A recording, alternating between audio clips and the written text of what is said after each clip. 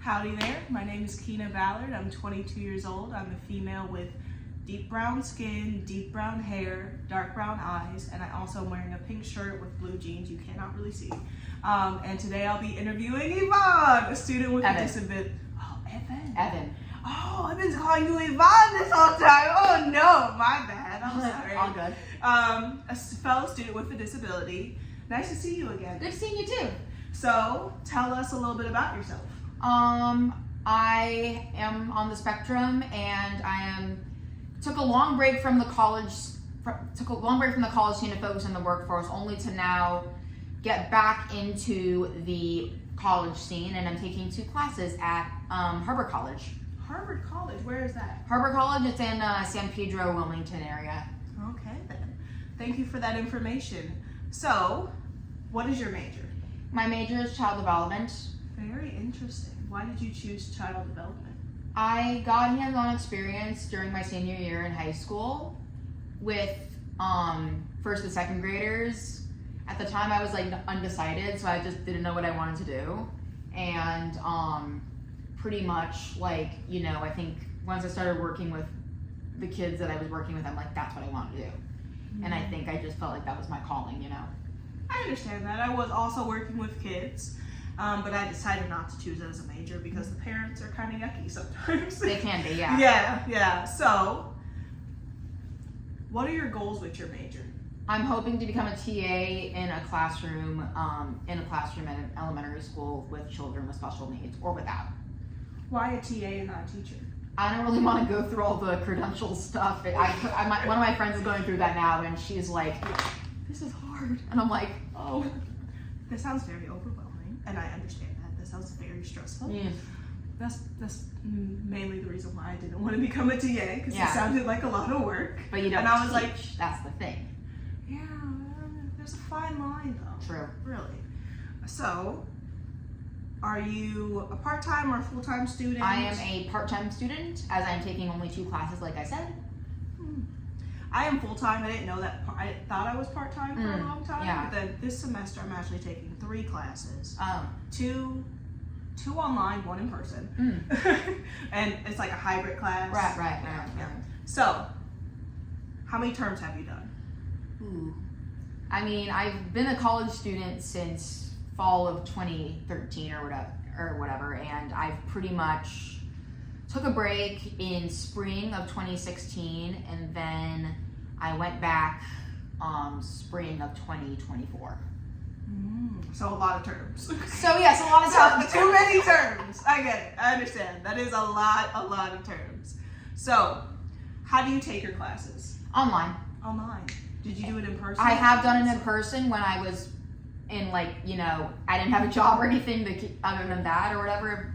So pretty much, I mean, I think the online works for me because I also work, and I'm able to, you know, do my work or whatever, and then go to work, and then if I have to finish something up, I can just, when I come back from work, I can just do that or whatever.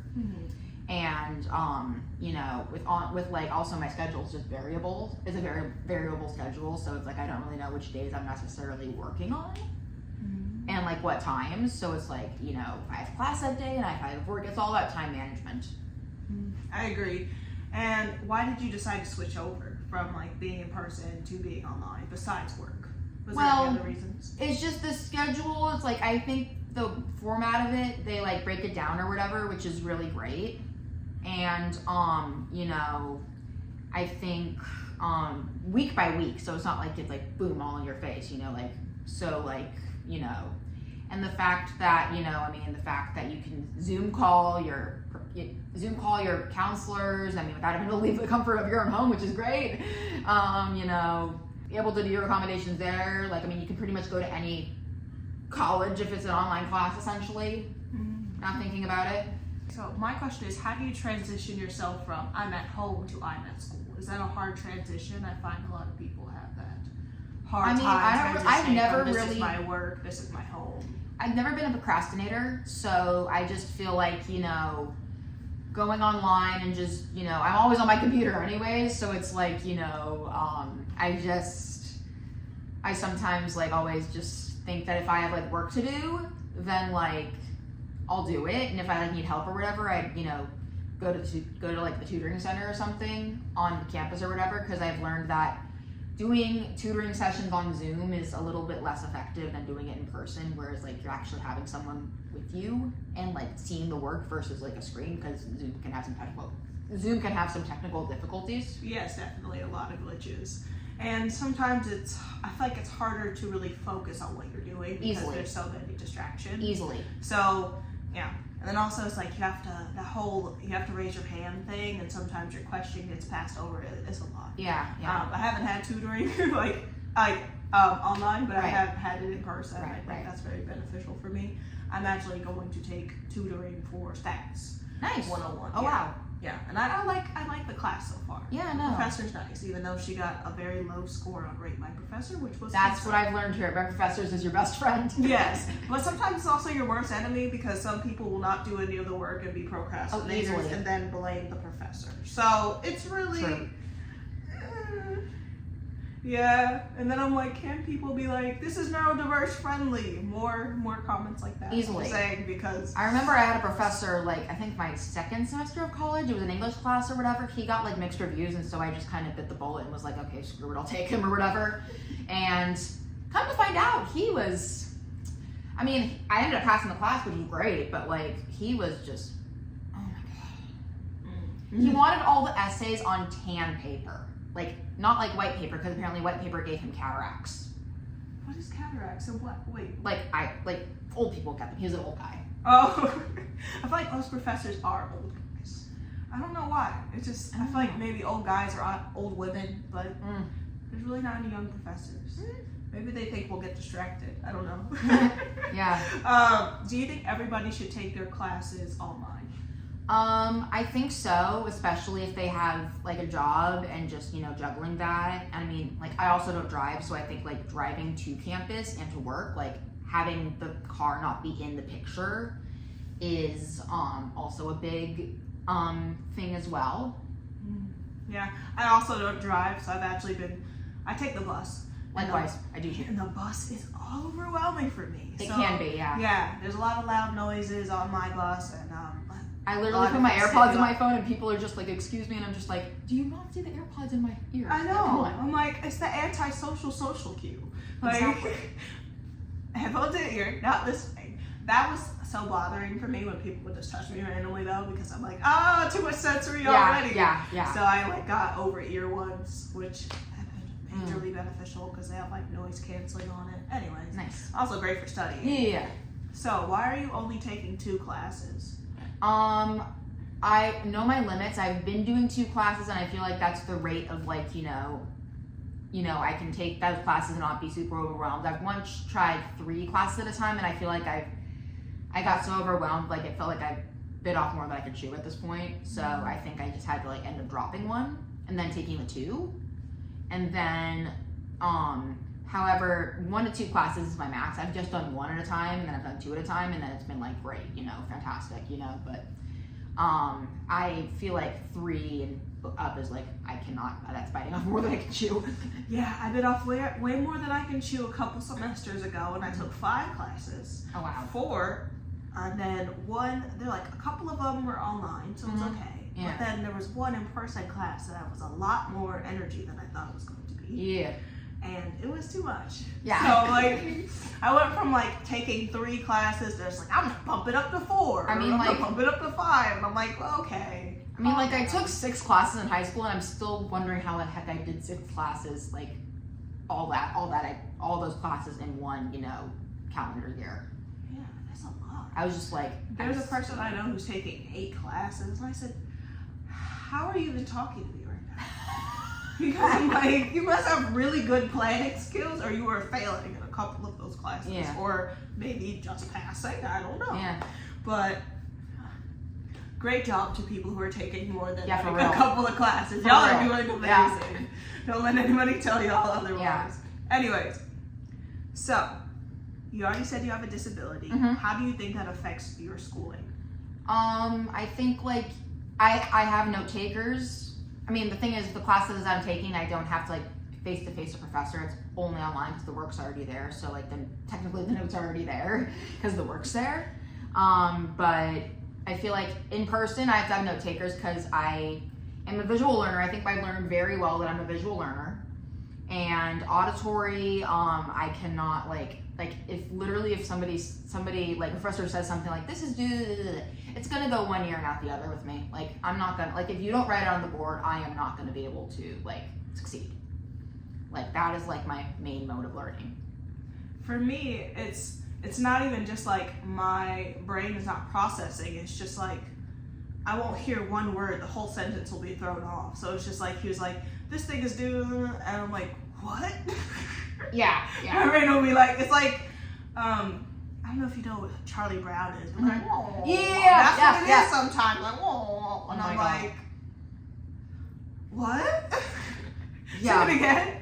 And then some professors won't repeat it, or they'll get really annoyed when I ask, can you repeat what you said? That's kind of why I have a note taker for that reason. Mm-hmm. Yeah, but I get very overwhelmed calling SSD or going to the SSD office for accommodations. So I don't really, I was at Valley myself, and I was also at Pierce. The two disability offices there were very, very different from each other. The counselors at the one in the Valley, at Valley College, they're fantastic. They're great. Like, I have nothing but positive things to say. I have not been to the counselors at that particular office because that office is it's so sad. And I'm like, it's pretty dark in there, huh? It's pretty dark and gloomy, and the people seem like they really don't want to help you, and it's like, I feel depressed. The men that are there at the front desk are pretty nice. The ladies aren't as. I mean, I've barely seen any men in there, actually. Oh, well, I've just seen the women, and there are. However, at Pierce, different story. The front desk woman, apparently, I was on her good side, apparently. But one of the counselors there was very. She had like two sides of her. She was like, it was like, I'm gonna accommodate you or I'm gonna bite you, you know. So I hated her.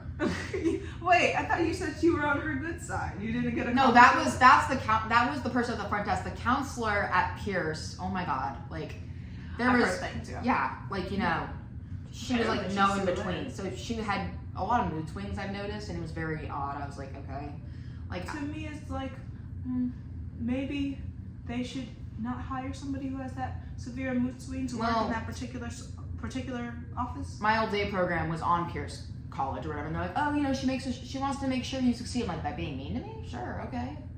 I was like tough love. I don't do tough love. To me that's just you being mean. I think there's a fine line between it. Anyways, what accommodations besides note taking do you have from the SSD office? Note taking and extra time on tests. I use extra time on tests. Easily. It's very beneficial, especially because I get really panicked seeing the actual like clock. Oh yeah, easily. And so I'll just be like, ah!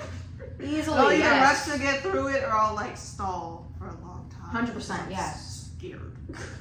Getting the wrong answer.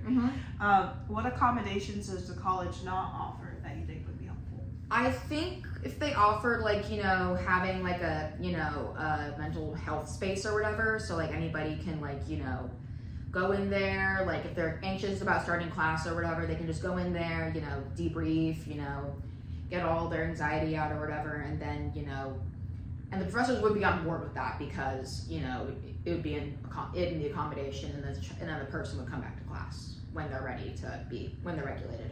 I agree. I've actually been at my school advocating for us to have a sensory room. So an area that's like sensory safe, a little bit different from the rest of the section, because I have been known to go to class very overstimulated. Yeah. And have not caught any of class because I was too overstimulated to be there. Right. Or I missed class because I've had to deregulate, or I've been late to class. I feel really bad being late to things. Yeah, no, easily.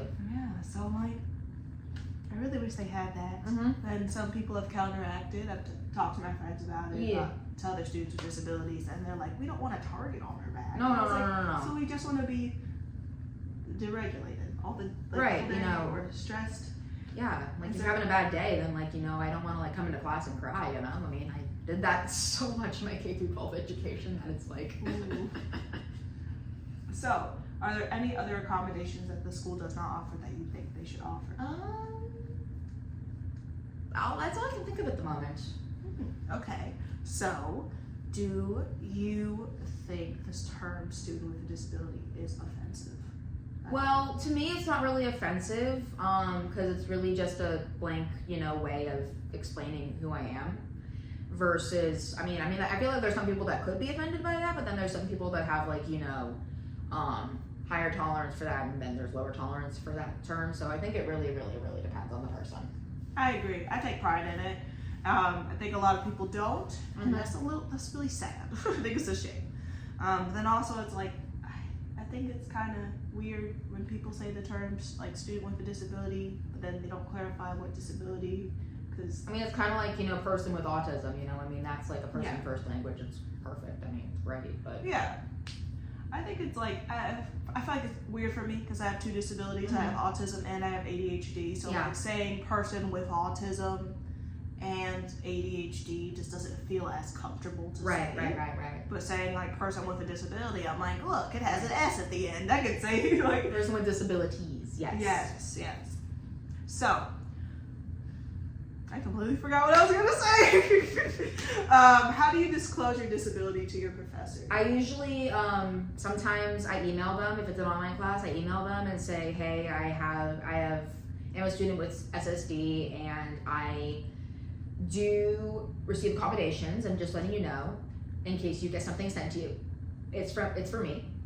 And then if it's in person or whatever, sometimes like if the class is over, I just talk to the professor after class, like when everyone's leaving, so that nobody. Do you do it for every class, or do you just do it for like certain classes?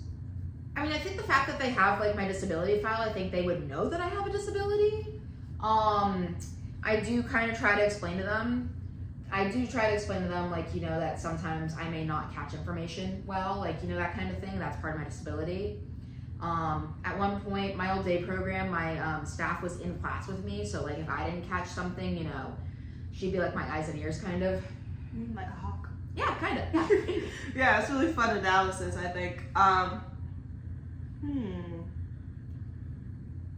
How do you disclose when you were in person only? Like, and do you always do it after class? Or I always do it after class, or sometimes like I email the professor before class. It really depends. Really depends on the situation. And what has been like your experience with that? Good, bad, or... Well, the professor that I told you about that I had that for my second semester, like, the staff member that I had in class, like in my program, we called them coaches or whatever. And pretty much he's like, what is this coach? And I'm like, oh, well, she helps me academically, socially, emotionally. And he interrupts me and is like, is she gonna be a nuisance? And I'm like, no, not at all. No. My mom's pissed. I think that's just rude to assume that she's going to be a nuisance, first of all. And he interrupted you. That was very rude. Yeah, I know, I did not like that. Yeah. I understand why your mom would be very mad about that. Yeah. So, have you ever dropped a class because of a non-accommodating professor, or just because the class was weak? The class was too hard, and the fact that I've tried taking 3 classes and I've ended up dropping that 3rd class because, I just bit off more than I can chew, so. I never know the drop date, so I've never been able to actually officially drop a class. Right. Because I've already been way past the drop date, and it's been a whole deal. Right. So I just stopped going because I felt so embarrassed because I couldn't catch up. Yeah. Yeah, because I was like doing really well with the rest of the classes, then this particular class just did not go well. I felt really bad. I was like, I'm not gonna go anymore. Do not do that. Keep going to the class, even if you're gonna get a bad grade, because that is not a good look. So can you share what led to that decision besides just having too many classes? Being overwhelmed. I was also going on vacation the same time I was taking those 3 classes, so I was thinking, I could probably do my homework while on vacation. Couldn't do it. I ended up dropping that class. I ended up retaking. Why were you not able to do it during vacation? I was, but it was just reading the textbook essentially, but it was like, I think by the time I got back from vacation, it was just hard to catch up. I don't know why. Anyways, I ended up taking that class in winter and I ended up passing it, so. Nice! Retaking that class. Yay! I did that too with a class. I think it was like Cinema 105 or Communication. No, it wasn't Communication 105. It was Cinema 105. Yeah. History of Motion Picture. I took it with a really not good professor the first year. And then I took it with a good professor, and I got like a C. And I was like, yes, pass it. Hey, at least it works. Yay! You know, I did it online. So it's interesting because the class that I took was actually American Sign Language. And it's funny because that actually kind of resonated with me, and I still teach myself more and more American Sign Language every day. That's great. Because sometimes at work I do encounter people that are deaf, and I use some of that. I sometimes get so stressed out that I become temporarily nonverbal. So like I experience like temporary mutism, I guess is what Selective they call it. mutism, yes. Yeah. So I'll have to use sign language, and I've been trying to teach my partner how to use sign language. He's not as quick as I am. Yeah, I know. It's kind of second nature. I was at Disney with my friend actually 6 years ago, and I was teaching him, sign language, and we were in line with the carousel, and this man comes up to us, and he's like, "Do you know sign language?" And I'm like, "Yeah, I took a class." He's like, "My daughter and I were seeing you teaching your friend sign language or whatever," and her daughter was little and she was deaf, and she was dressed like Princess Jasmine. It was so cute. Oh, and she was just like, "Hi," and then like I'm trying to teach my friend the sign for turtle. And then he was like, "Dude, because this is the sign for turtle. I for the longest time could not do that." And he's like that. I'm like, "Thank you." Like this. Am I doing it? Yeah, like this. That's the sign for turtle. Yeah, turtle. Is that still the sign for turtle? Yeah. It is a growing language. So I have done some certain signs, and they're like, that's not the sign. Right. Anymore. And I'm like, oh. Yeah. My sign language is from. I've been having to reteach myself the new signs, but my sign language is from like 2013, like something far away. Yeah, I know. But yeah, I also know like a lot of baby sign language, but I don't know like regular sign language. I'm also a very visual learner, so I think that was the language that also helped because it's a very visual language. Yeah. I know like a good deal of my alphabet, but there are some letters where I mess up on completely. I was like, I know how to say my name. I think that's very important to know. I think the fact as well, it also was interesting because my professor that I had for that class was actually deaf, but she didn't speak. So for like the first week of class, we had an interpreter in the back or whatever, just like asking questions, that kind of thing. And then it was interesting because there was a lot of visual cues, like this meant look up here and this meant you ready or something like that. So it was really all about looking up at her and everything, even though she didn't really speak or anything. So, but it was interesting. It was very interesting. She made it very immersive. She made it very interactive, the class. Like she made like all the lessons into like games and stuff like that. It was so cool. Oh, that's amazing. Yeah, but I love immersive classroom experiences. Yeah. Actually, that leads into my next question wonderfully. How do you feel that? How can classes and professors make? Oh, that's it. Hi, honey. Howdy there. Honey, this is Kina. Kina, this is Camden. How?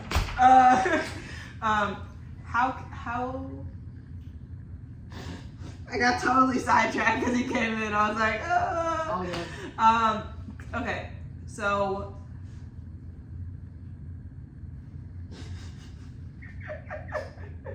Okay, how do you define your success and what helps you? I think having a planner and having notebooks and writing stuff down and then transferring it to Canvas. Canvas has really been helpful, and I just feel like it's been really, really great, So, do you prefer paper schedulers or do you prefer digital schedulers? Digital. I have Google Calendar on my phone, so it's been helpful for appointments and everything as well too. So I've tried using Google Calendar. I'm a very color coded person. I just feel like there's not enough colors on there for me. Yeah, so I feel like I'm like, okay, I have to use multiple colors for multiple things. It just confuses me. Right.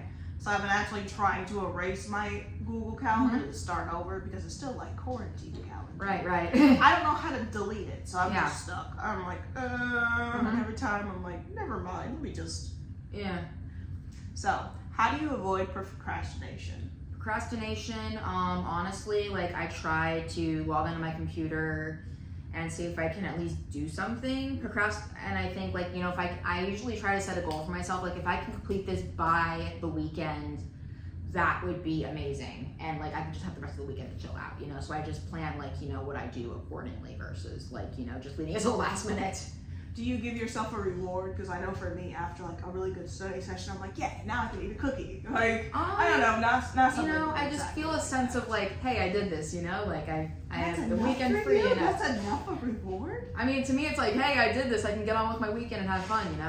Yeah, I guess it's just out of sight, out of mind. Yeah, I can understand that. Mm-hmm. So, How do you think professors can help create an inclusive classroom culture beyond providing accommodations? I think so. Usually in April is Autism Awareness Month, and so I think professors can, but I mean, if the student wants to like disclose if they want to be included in their like lecture about autism or whatever, they can like be like, okay, hey, it's Autism Awareness Month today,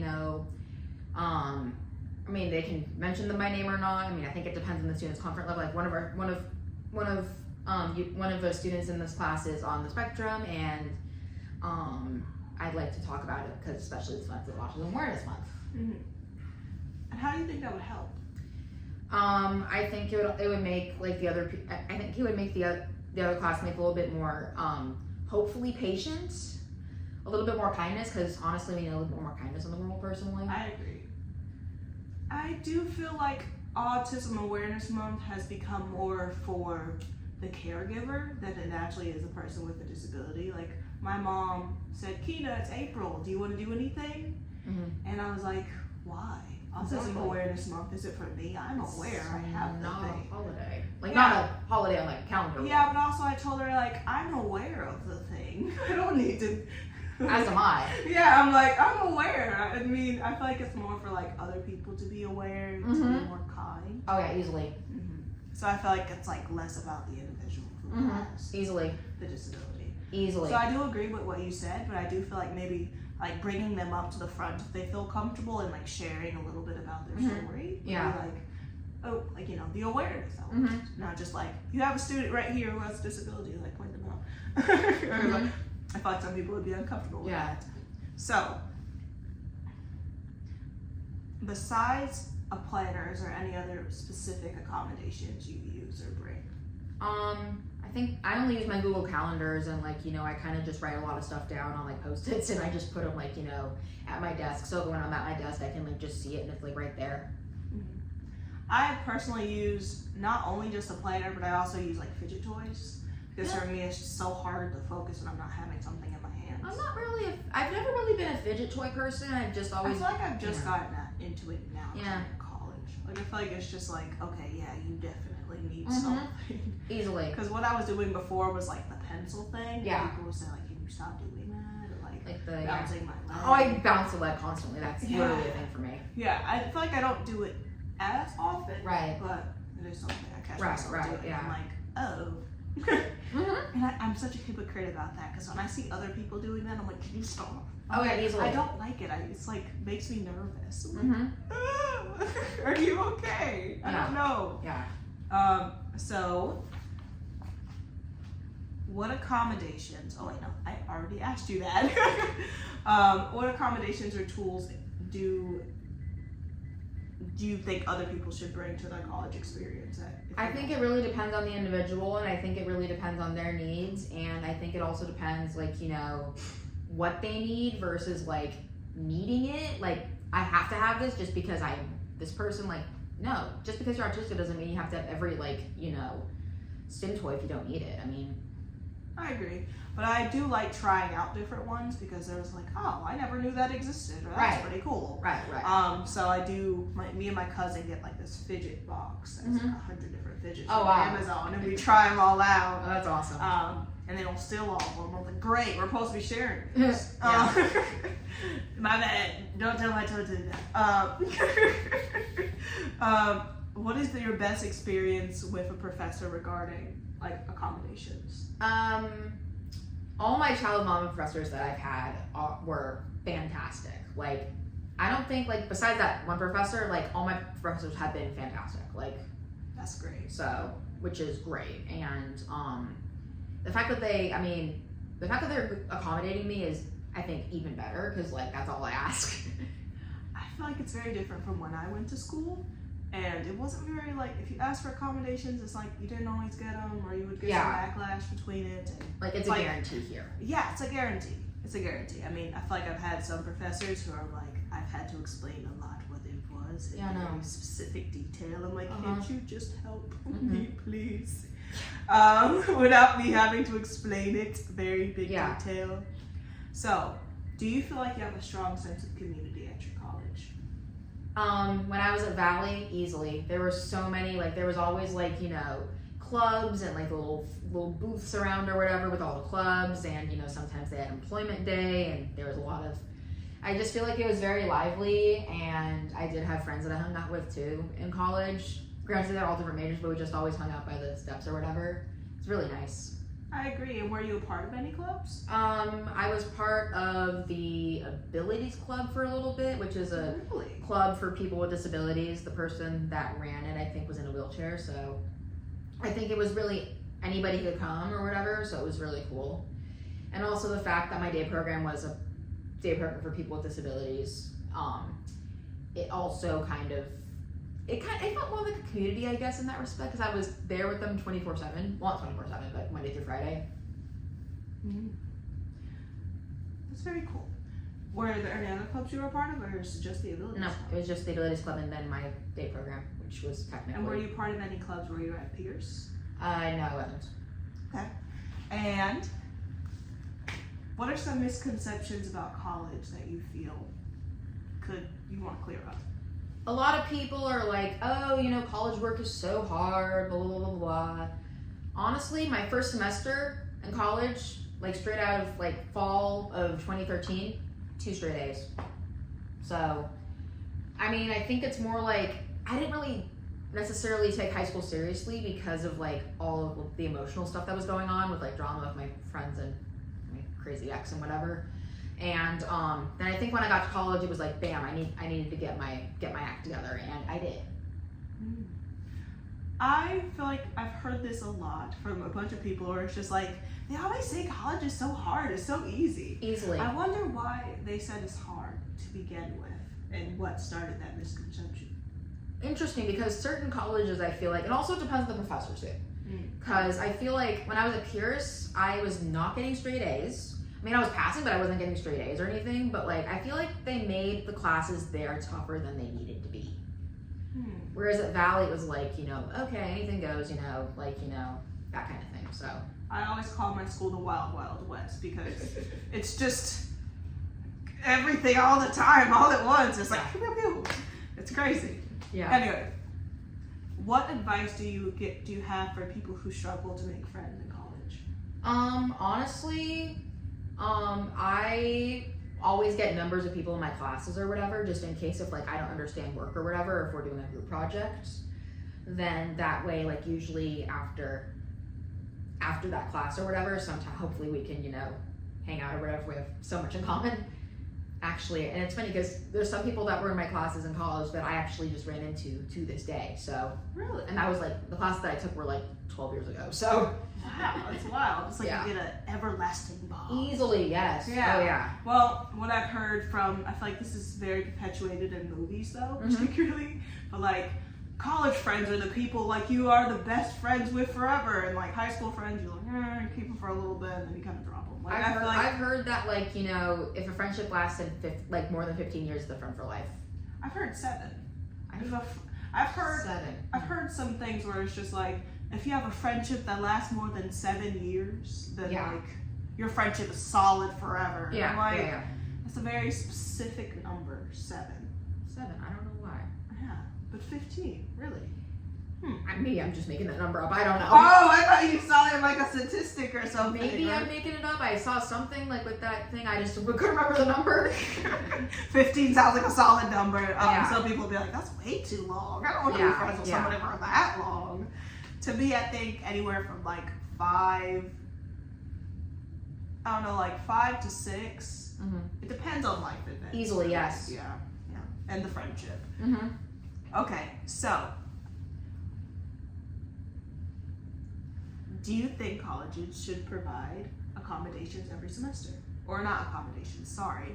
Should they provide trainings every semester for their staff? For their staff, yes, I believe so, because I feel like there's some staff I feel like that are just not versed in autism or just really are not attuned to people's needs. I really feel like that would be really beneficial. And if you were designing this training, what would you add? I would say just like being more aware of, the way the student learns or whatever. Like if you're noticing that they're failing a test because of like, something that they clearly did not pick up on because they're not auditory learners, then maybe, writing more on the board would be great. Or, if they're, not visual learners, but can only like auditory hear it or whatever, maybe just like repeating it over and over again so they can be sure to get it in there. Repetition, I heard, is a good way to study. I personally don't think it's my way of studying. I think my way is just like a little too much stimulation. Everybody's like, listen to classical music. And I'm like, I'm not going to get anything in there if I listen to classic. With homework. I just get distracted with noise. I just like quiet. Yeah, it's either it has to be completely quiet or I have to be listening to a certain set of music. Yeah. So it's either all or nothing, pretty much. Yeah. And would you think students and faculty will benefit from different trainings? I think so. Because I think it would make the world a kinder place, and it's just like I feel like it'd be a more inclusive place, and for people with disabilities to want to come to school and learn and not be like bullied.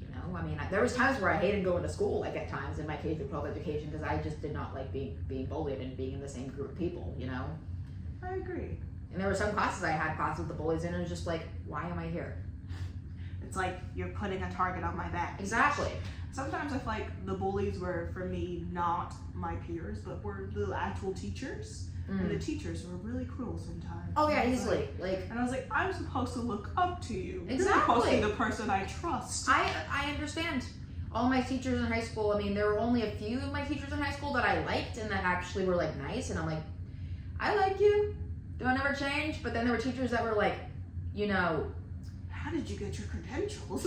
Well, not like that, but I think I remember like my home teacher was just, he always questioned everything I said or did. Like, for example, if I said, the sky's blue, he's like, why are you saying that? And I'm like, because the sky is blue. Understandable, yeah. And what advice do you have for the next generation of students, especially those who struggle to advocate for themselves? I think, trusting the process is great. I think also just having, more support system, like having that support system, a stable support system.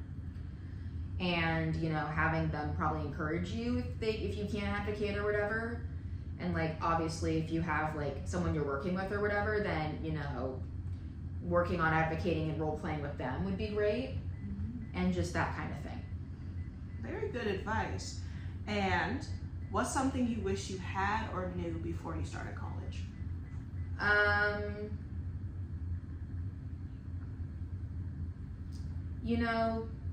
I think just like having a little bit more freedom, because the program that I was in, I mean, I had class on Mondays, Tuesdays, Wednesdays, and Thursdays, and then I still had to be on campus on Friday, and it was stupid because it was the program, but like, I never had class, so I was like, why am I here?